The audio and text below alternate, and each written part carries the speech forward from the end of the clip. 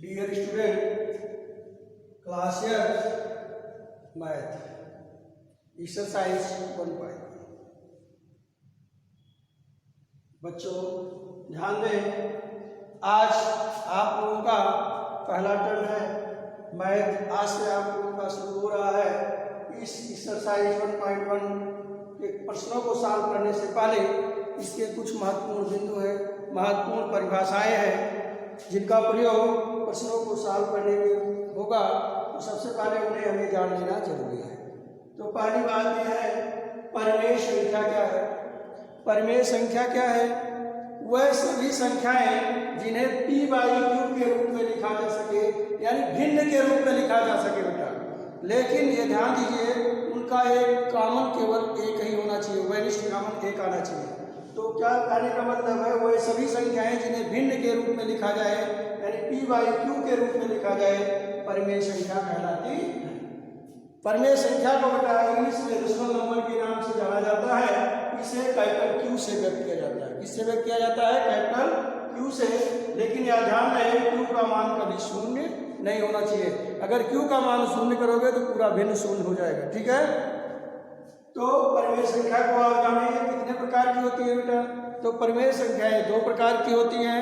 Number एक धनात्मक परिमेय संख्याएं, नंबर दो ऋणात्मक परिमेय संख्याएं। धनात्मक परिमेय संख्याएं ऐसी परिमेय संख्या है जिनके अंश और हर। तो अंश और हर हमको जानना जरूरी है। जैसे मान लीजिए कोई भिन्न है 5/8, तो ये ऊपर जो है इसको क्या बोलते हैं बेटा? अंश। और जो नीचे होता है इसको क्या बोलते हैं? हर। तो ऊपर अंश होता है, नीचे हर होता है। तो ऐसी परिमेय संख्या है जिनके अंश और हर दोनों या तो धनात्मक हो, धन से लिखा नहीं जाता है 3/8 क्या है? धनात्मक है। और या तो दोनों ऋणात्मक हो, दोनों का चिन्ह धन हो या दोनों ऋण हो, तो वह धनात्मक परिमेय संख्याएं कहलाती है। दोनों ऊपर नीचे ऋण आएंगे तो क्या होगी? धनात्मक हो जाएगी। ओके। तो धनात्मक परिमेय संख्याएं वह परिमेय संख्याएं कहलाती है जिनके अंश और हर या तो दोनों धनात्मक होंगी या तो दोनों ऋणात्मक होंगी। जैसे 3/5 -2/-3 तथा 6/7।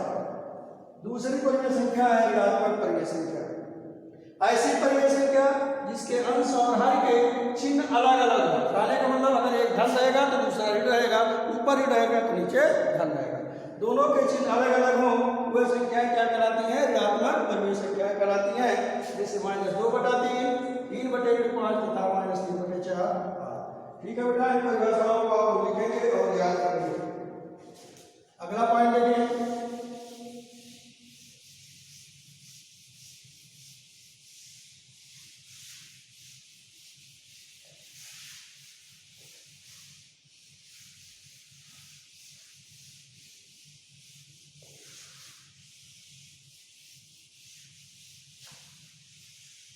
अगला पॉइंट है आप लोगों का परिमेय संख्याओं के गुण। परिमेय संख्याओं के गुण। Properties of rational number. परिमेय संख्याओं का पहला गुण क्या है? यदि p बाई क्यू एक परिमेय संख्या है, यदि p बाई क्यू एक परिमेय संख्या है, तो ऐसी स्थिति में n का मान कभी भी शून्य नहीं होना चाहिए। जैसे p by Q equal to p/q, दोनों में अगर हम इनसे गुणा करें तो इस n का मान क्या होना चाहिए? शून्य नहीं होना चाहिए। n not equal to 0। पहला क्या है? पर यदि p बाई क्यू एक परिमेय संख्या है तो ऐसी स्थिति में n का मान शून्य नहीं होना चाहिए, क्योंकि अगर शून्य से गुणा करेंगे तो ये शून्य हो जाएगी, परिमेय संख्या नहीं रह जाएगी। इसका मतलब n का मान 1, 2, 3 कुछ भी हो, लेकिन शून्य ना हो। ठीक है बेटा। दूसरा गुण इसका क्या है? यदि p बाई क्यू एक परिमेय संख्या है तो n pq का एक वैनिष्ट भाजक होगा। यदि p बाई क्यू एक परिमेय संख्या है तो n p बाई क्यू का एक वैनिष्ट भाजक होगा। जैसे p/q इक्वल टू p/q, अगर इसमें n से भाग दे रहे हो बेटा तो नीचे भी n से भाग देना पड़ेगा। ओके, यानी दोनों जगहों पे n से आपको भाग देना पड़ेगा। तो n क्या होगा? एक वैनिष्ट पद होगा, एक वैनिष्ट कॉमन। वैनिष्ट मतलब कॉमन जो दोनों में हो, वो दोनों में मिलना चाहिए। ओके बेटा।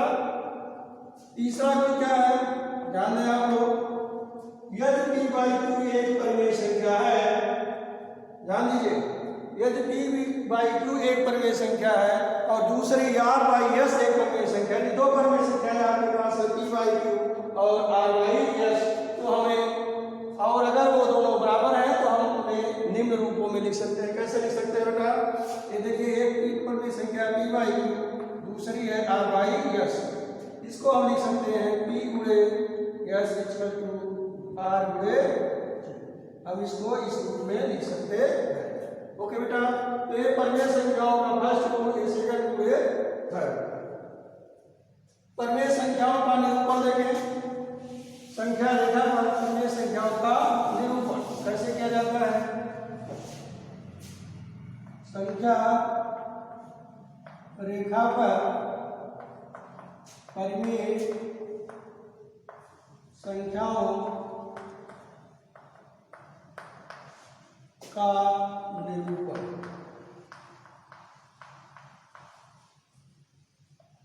देखिए, संख्या रेखा पर परिमेय संख्याओं का निरूपण बिल्कुल उसी तरह से किया जाता है जैसे हम पूर्णांकों का निरूपण करते हैं, वास्तविक संख्याओं का निरूपण करते हैं, ठीक है, उसी तरह से हम परिमेय संख्याओं का भी निरूपण करते हैं, जिस प्रकार से प्राकृतिक संख्याओं का निरूपण करते हैं।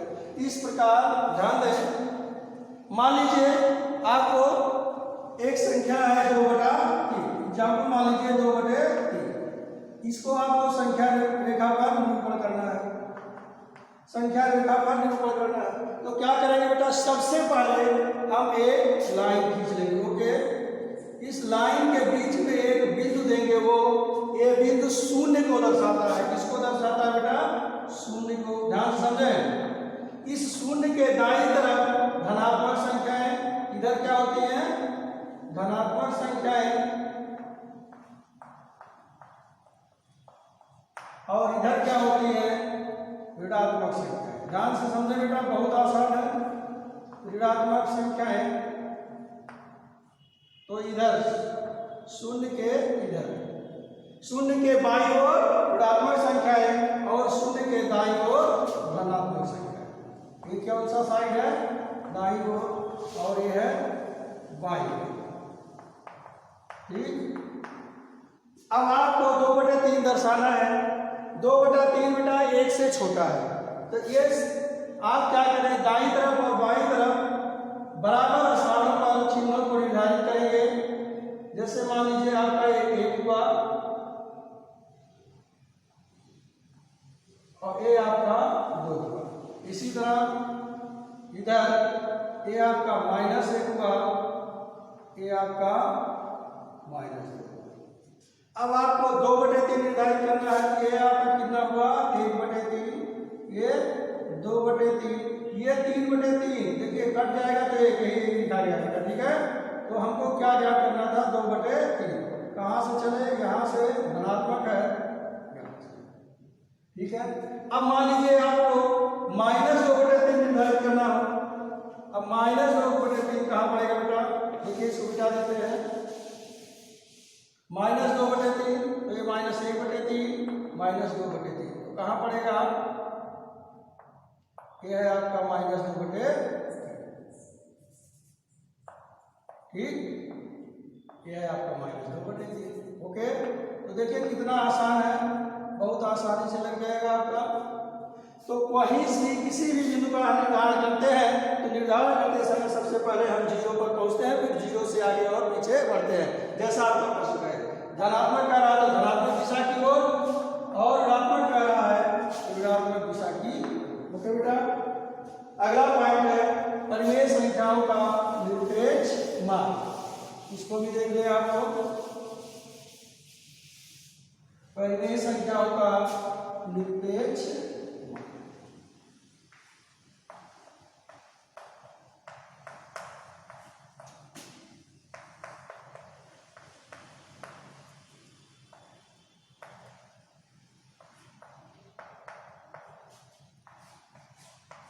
किसी भी परिमेय संख्या का जब हम निरपेक्ष मान ज्ञात करते हैं, तो निरपेक्ष मान ज्ञात करते समय बेटा चिन्हों पे ध्यान नहीं दिया जाता है, केवल आंकिक मान को ही दिया जाता है।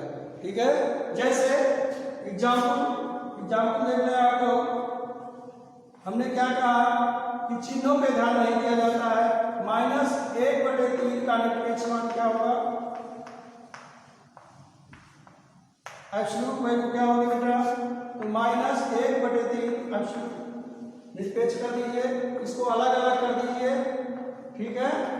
अब हम क्या करते हैं, आंतरिक मान पर ध्यान देते हैं, चिन्हों पर ध्यान नहीं देते हैं, तो ये बटा ये आपका आंसर हो गया। अब मान लीजिए आपको दूसरा एग्जाम्पल दे दिया जाए, -2/-3 का निरपेक्ष मान, इसका ज्ञात करना बेटा निरपेक्ष मान। तो क्या करोगे? -2/-3, फिर क्या करोगे? दोनों को अलग अलग निरपेक्ष मान के निकालोगे।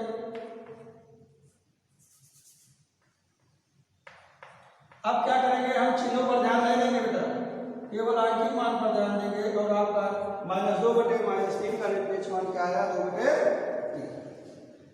एक एग्जाम्पल और देखेंगे,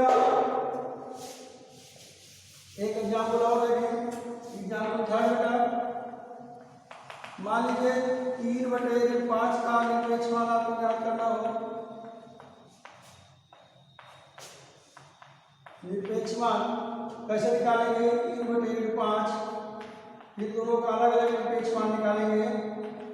इसके बाद हम चिन्हों को ध्यान नहीं देंगे, चिन्हों को छोड़ देंगे। ये आपका क्वेश्चन ओके बेटा। अब कुछ महत्वपूर्ण पॉइंट होते हैं, उसको देखें।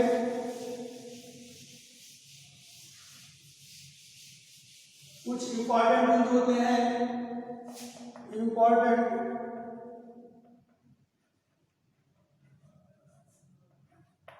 पॉइंट्स क्या होते हैं? फर्स्ट, ध्यान देना, प्रत्येक धनात्मक परिमेय संख्याएं ऋणात्मक परिमेय संख्याओं से बड़ी होती है। 2/3 बड़ा होगा इससे -3/8 से, ठीक है। प्रत्येक धनात्मक परिमेय संख्याएं ऋणात्मक परिमेय संख्याओं से बड़ी होती है। ओके बेटा, आगे देखें, प्रत्येक धनात्मक परिमेय संख्याएं, दूसरा क्या है? प्रत्येक धनात्मक परिमेय संख्याएं 0 से बड़ी होती है, 0 से बड़ी होती है। तीसरा क्या है? तीसरा क्या है बेटा? प्रत्येक ऋणात्मक परिमेय संख्याएं 0 से छोटी होती है, ठीक है। धनात्मक परिमेय संख्याएं ऋणात्मक परिमेय संख्याओं से बड़ी होती, ठीक है। पहला पॉइंट हो गया, धनात्मक परिमेय संख्याएं